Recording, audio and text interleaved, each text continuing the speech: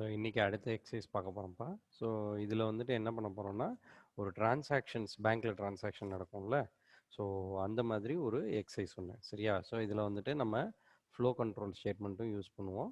அதுக்கப்புறம் வந்துட்டு ஒரு கஸ்டமர் வந்துட்டு டெபாசிட் பண்ணுறது, அவங்க அக்கௌண்ட்லேருந்து பணம் எடுக்கிறது, அதுக்கப்புறம் அவருக்கு எவ்வளோ பேலன்ஸ் வச்சுருக்காரு அப்படின்றத பார்க்குறதெல்லாம் இந்த எக்ஸசைஸில் பார்ப்போம், சரியா? ஸோ இந்த எக்ஸசைஸ் நம்ம யூஸ் பண்ணுறதுக்கு முக்கிய ரீசன் வந்துட்டு என்ன அப்படின்னு பார்த்தோம்னா, இதில் வந்துட்டு நம்ம இந்த கண்ட்ரோல் ஸ்டேட்மெண்ட் யூஸ் பண்ணுவோம், அப்புறம் வந்துட்டு ப்ரொசீஜர் யூஸ் பண்ணுவோம். ஓகே, ஸோ பார்ப்போம். ஃபஸ்ட் எடுத்தோடனே டேட்டாபேஸ் என்னென்ன இருக்குன்றத பார்த்துருவோம். ஓகே, ஸோ இப்போ டேட்டாபேஸ் ஒன்று புதுசாக ஒன்று க்ரியேட் பண்ணிக்கலாமா? சரி, க்ரியேட் பண்ணிப்போம்.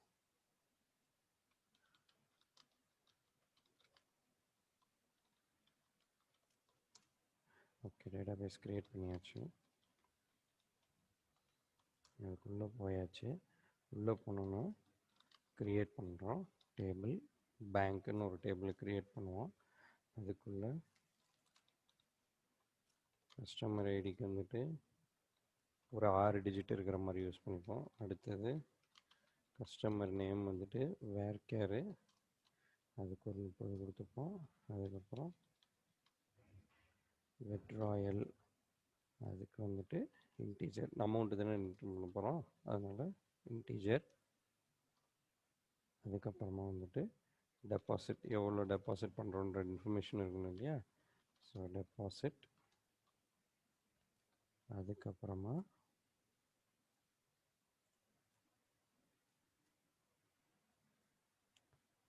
பேலன்ஸ் பார்க்குறதுக்கு பேலன்ஸ்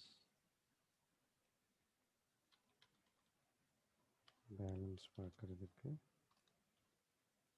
ஓகே. ஸோ ஒரு டேபிள் ஒன்று க்ரியேட் பண்ணிட்டோம். ஓகே, ஸோ இப்போ இந்த டேபிள் க்ரியேட் பண்ணதுக்கப்புறம் இதுக்குள்ளே நம்ம வேல்யூஸ் இன்சர்ட் பண்ணுவோமா? Insert into bank values. நீ உனக்கு எது வேணாலும் நீ போட்டுக்கலாம்ப்பா. நான் போடுறது தான், இந்த போன்றது தான் பண்ணணும் அப்படின்ற எந்த அவசியமும் கிடையாது, சரியா?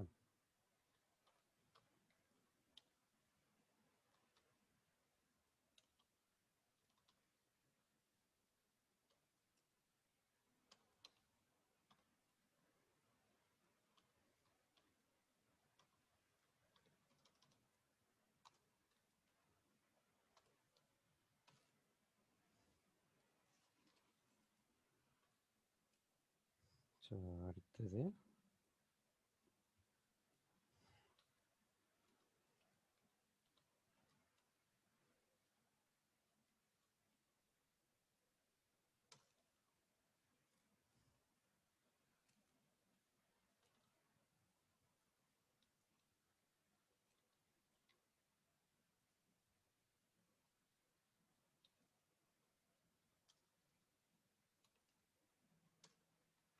அடுத்த வேல்யூ. ஸோ கஸ்டமர் ஐடி மாற்றிக்கிட்டே வரேன், நீ ஆட்டோ இன்க்ரிமெண்ட்டு சீக்வன்ஸ் கொடுத்தாலும் கொடுத்துக்கலாம்.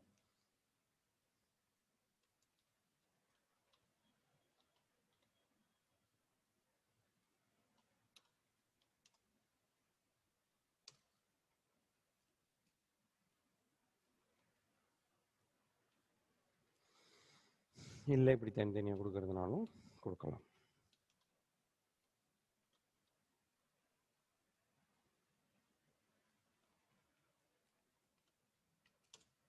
ஓகே, ஏற்றியாச்சு. உள்ளே என்ன இருக்குன்றதை பார்த்துருவோம். ஓகே, 5 டீட்டெயில் இருக்கா? ஸோ இப்போ இதுக்கப்புறம் நம்ம என்ன பண்ணுவோம்னா, ஒரு டிரான்சாக்ஷன் பண்ணிவிட்டு அதுக்கப்புறமா அதுக்கப்புறமா பேலன்ஸ் எவ்வளோ இருக்குது அப்படின்றத பார்ப்போம், சரியா? ஸோ அதுக்கு update bank set withdrawal is equal to 30,000 where customer underscore ID is equal to IOB 101 அப்படின்னு கொடுத்துருவோம். ஓகே, ஸோ இப்போ ஐஓபி அதாவது என்ன பண்ணுறோன்னா, விட்ராவல் வந்துட்டு 30,000 போடுறோம். அதில் கஸ்டமர் ஐடி என்னன்னு கொடுத்துருக்குறோம், ஐஓபி 101 அப்படின்றதில் போட்டாச்சு. ஸோ இப்போ என்ன பண்ணணும், 30,000 எடுத்ததுக்கப்புறமா பேலன்ஸை குறைக்கணும்ல. ஸோ அதுக்கு update bank set balance is equal to balance minus எவ்வளோ பணத்தை வித்ட்ரா பண்ணியிருக்காங்களோ அதை மைனஸ் பண்ணிக்கணும். எந்த கஸ்டமருக்கு? IOB 101 அப்படின்ற கஸ்டமருக்கு. சரியா? ஸோ இப்போ புரியுதா ஏன் வந்துட்டு ஒரு பேங்க்கில் ஒரே ஒரு கஸ்டமருக்கு 2 ஐடி கொடுக்கறது இல்லை அப்படின்ட்டு? ஓகே, ஸோ இப்போ பார்ப்போம். இப்போ பேலன்ஸ் மாறி இருக்கணும். யாருக்கு? IOB 101. ஸோ ஃபஸ்ட்டு IOB 101 சுதன் அப்படின்றவருக்கு 70,000 இங்கே இருந்துச்சு. இப்போ 30,000 விட்ரால் பண்ணிட்டாரு. இப்போ பேலன்ஸ் எவ்வளோ இருக்குது? 40,000 தான் இருக்குது. ஓகேவா? ஸோ இப்போ நம்ம என்ன பண்ண போகிறோம்னா விட்ரால் பண்ணி பார்த்தோம்ல, அதே மாதிரி யாருக்காவது ஒருத்தருக்கு டெபாசிட் பண்ணி எப்படி இருக்குன்னு பார்ப்போம். ஓகேவா? ஸோ இப்போ நம்ம என்ன பண்ணுறோம்? ஒருத்தருக்கு டெபாசிட் பண்ணுறோம். ஓகே, இப்போ நம்ம டெபாசிட் பண்ணுறோம். யாருக்கு? அடுத்த கஸ்டமர் ஐடி எடுத்துக்கலாம்.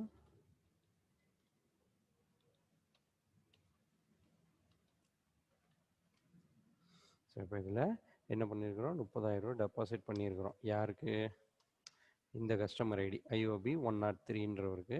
ஸோ இப்போ நம்ம பேலன்ஸ் அப்டேட் பண்ணோம் இல்லையா? So update bank set balance is equal to balance plus deposit. சரியா?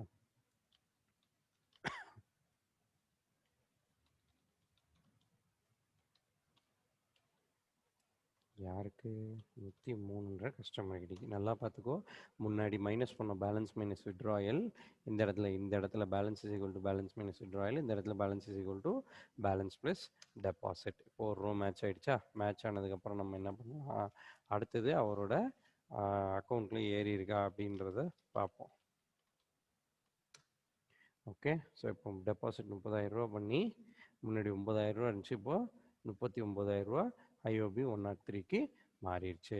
ஸோ இப்போ என்ன பண்ண போகிறோம்னா நம்ம கஸ்டமர் லெவலை பார்க்கறதுக்கு இஃப் கண்ட்ரோல் யூஸ் பண்ண போகிறோம். எதுக்கு கஸ்டமர் லெவல் அப்படின்னு பார்த்தோன்னா, யாருக்கெல்லாம் இப்போ கிரெடிட் கார்டு கொடுப்பாங்கன்னு பார்த்துக்கங்க. அக்கௌண்ட்டில் நிறைய பேலன்ஸ் வச்சுருக்கிறவங்க, அக்கௌண்ட்டில் எப்பயுமே பேலன்ஸ் இருக்கிறவங்க, ஸோ அவங்களுக்குலாம் வந்துட்டு கிரெடிட் கார்டு கொடுப்பாங்களே. ஸோ அப்போ என்ன பண்ணுவாங்கன்னா இந்த இஃப் ஸ்டேட்மெண்ட் அப்படின்ற மாதிரிலாம் யூஸ் பண்ணுவாங்க. ஸோ இந்த இஃப் ஸ்டேட்மெண்ட்டை நம்ம யூஸ் பண்ணுறதுக்கு என்ன பண்ணுவோம்? ஒரு ப்ரொசீஜர் ஒன்று எழுதுவோம்.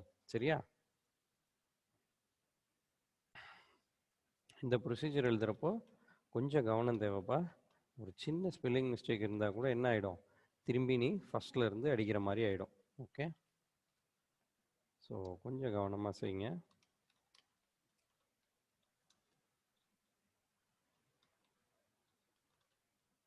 நான் இங்கே ப்ரொசீஜர் ஒன்று க்ரியேட் பண்ணுறேன். அதோட பேர் வந்துட்டு கிரெடிட் லிமிட்டு. ஸோ உள்ளுக்குள்ளே பேராமீட்டர்ஸ் கொடுக்கணும்ல. இன்னுன்றது கஸ்டமர் அண்டர்ஸ்கோர் ஐடின்றது அதை கேரக்டராக கொடுத்தாச்சு.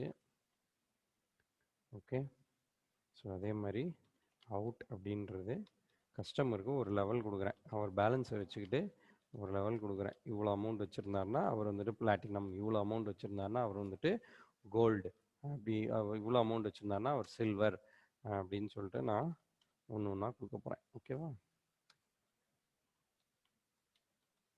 அதுக்கு நான் என்ன பண்ணிக்கிறேன்?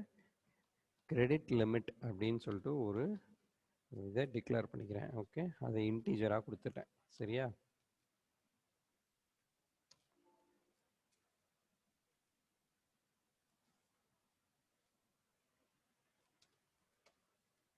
மிச்சம் பாருங்கள், ஒரு சின்ன தப்பு பண்ணினால என்ன ஆயிடுச்சு? ஃபுல்லாக வந்துட்டு தப்பாயிடுச்சு. ஸோ நம்ம திருப்பி ஃபஸ்ட்லேருந்து அடிக்கணும் இதை மட்டும். ஓகேவா? ஸோ இதில் கவனம் கொஞ்சம் தேவை. ஸோ இப்போ நான் இங்கே ப்ரொசீஜர் அடித்து வச்சுருக்கேன் பாரு. ஸோ ப்ரொசீஜர் கிரெடிட் லிமிட் அப்படின்னு சொல்லிட்டு ஆரம்பிச்சிருக்கிறேன். அதுக்கு கஸ்டமர் ஐடி இன் பேராமீட்டர் வாங்கியாச்சு. அவுட் வந்துட்டு கஸ்டமர் லெவல், அதாவது கஸ்டமர் ஐடியை வாங்கி அவர் எந்த டைப் ஆஃப் கஸ்டமர்னு சொல்ல போகிறோம். ஸோ அதுக்கு கிரெடிட் அண்டர்ஸ்கோர் லிமிட்ன்ற ஒரு வேரியபிளை டிக்ளேர் பண்ணியிருக்கிறோம். ஸோ அதில் வந்துட்டு என்ன பண்ணுறோன்னா பேலன்ஸ் அப்படின்றத கிரெடிட் அண்டர்ஸ்கோர் லிமிட்டுக்கு நம்ம இன்ஃபர்மேஷனை எடுத்துக்கலாம். சரியா? எங்கேருந்து? ஃப்ரம் பேங்க்ன்ற டேட்டாபேஸ், பேங்க்ன்ற டேபிள்லேருந்து. என்ன கண்டிஷன்லனா கஸ்டமர் அண்டர்ஸ்கோர் ஐடியும் இந்த இன் பேராமீட்டரான கஸ்ட் அண்டர்ஸ்கோர் ஐடியும் சேமாக இருக்கிறப்போ. சரியா? இது வந்ததுக்கப்புறமா கிரெடிட் லிமிட் 50,000 அதுக்கு மேலே இருந்ததுன்னா அந்த கஸ்டமர் வந்துட்டு பிளாட்டினம்னு சொல்லுமா. 10,000க்கு கீழேயும் 50,000க்கு கீழேயும் இருந்தது அப்படின்னா அது வந்துட்டு கோல்டுன்னு சொல்லணும். ஆக்சுவலாக இந்த இடத்துல வந்துட்டு greater than or equal to 10,000 and less than 50,000னா கோல்டு. இப்போ கஸ்டமர் வந்துட்டு லெஸ் தேன் 10,000னா கஸ்டமர் லெவலில் சில்வர் அப்படின்னு சொல்லிட்டு கொடுத்துக்கலாம். ஸோ இப்போ இது உன் இஷ்டம். இதுக்கப்புறம் வந்துட்டு நீ என்ன பண்ணலான்னா, நான் வந்துட்டு ஒரு கஸ்டமரை செக் பண்ணுறேன். அவர் வந்துட்டு எந்த அளவுக்கு பேலன்ஸ் வச்சுருக்காரு, அவருடைய லெவல் என்ன அப்படின்றத நான் செக் பண்ணுறேன். ஓகேவா? ஸோ இப்போ ஐஓபி நாட் 1 அப்படின்றத செக் பண்ணுவோமா? Comma at CST _ 11. Okay. So இப்போ ஐஓபி 1 அப்படின்னு வச்சுருக்கிறவர் 50,000 வச்சுருக்கிறாரா? ஸோ 50,000க்கு மேலே யார் வச்சுருக்கிறா? 4 வச்சுருக்கிறார். ஸோ 4 பார்ப்போமா? பிளாட்டினம் வர்ற மாதிரி. Okay. So IOB 104 at customer level. Okay. So semicolon கொடுத்தாச்சு. இங்கே பார்த்தீங்களா? ஸோ எண்டு டாலர் கொடுத்துட்டேன். ஸோ திருப்பி டீலிமிட்டர்னு நான் கொடுக்கணும். ஓகே. ஸோ சின்ன தப்பு இருக்குது.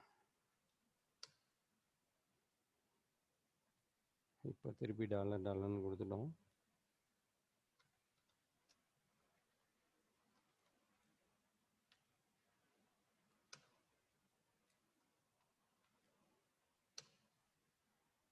ஓகே. இப்போ என்ன பண்ணுறோம்? செலக்ட் அந்த பர்டிகுலர் கஸ்டமர் லெவல் என்ன அப்படின்றத பார்ப்போமா? ஓகே. பார்த்தீங்களா? ஸோ அவர் பிளாட்டினம் கஸ்டமர் அப்படின்னு சொல்லிடுச்சா இல்லையா? ஸோ இதுதான்ப்பா இந்த பர்டிகுலர் எக்ஸசைஸ். ஓகே. ஸோ நம்ம இந்த ப்ரொசீஜர் வச்சு நம்ம என்ன பண்ணுறோம்? கஸ்டமர் எந்த விதமான கஸ்டமர், அவர் வந்துட்டு ரொம்ப டாப்பான கஸ்டமராக, நம்ம அந்த பேங்க்குக்கு வந்துட்டு ரொம்ப முக்கியமான கஸ்டமரா அப்படின்றதெல்லாம் வந்துட்டு இதை வச்சு பண்ணிக்கலாம். ஸோ இதுதான் இந்த எக்ஸசைஸ். தேங்க்யூ.